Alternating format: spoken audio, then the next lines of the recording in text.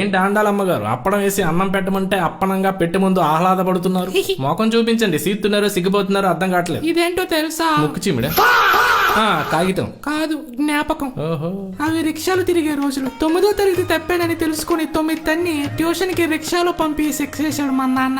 ఆ షేర్ రిక్షాలోనే స్నేహితుడయ్యాడు సాయిగాడు. ఎప్పుడు నా సైకిల్ వెనకే తిరుగుతుండేవాడు. అంత నచ్చిందని సైకిల్. మూవీలు ఎంత కాకుండా మ్యాగీ ఎంత మినిట్ లో చెప్పచ్చు కదా. మా పరిచయం 10వ తరగతి వరకు పాకింది, ఇంటర్ వరకు ఎదిగింది. డిగ్రీకి దొబ్బింది.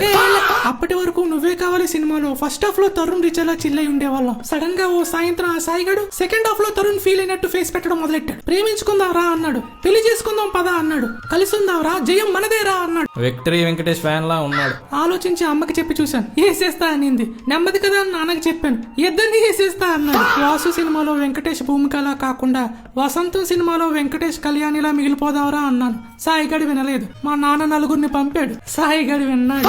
స్టోరీ బానే సర్దేశావు గానీ క్లైమాక్స్ లో నీ కన్వినియంట్ గా లేదే. నిజం చెప్పు. నేమ్ చివర నాయుడు అని ఉంటే మనోడు అనుకున్నాను. మిగతా క్యాష్ లో కూడా అలా పెట్టుకుంటారంటనే.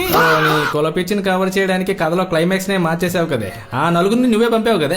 మా కులపోలు కజిన్సే కొలబొడిస్తారు సాయిగాడిని. ఇది లవ్ లెటర్ కాదా? సాయిగడి క్యాస్ట్ సర్టిఫికేట్. రాండాల మేషాలో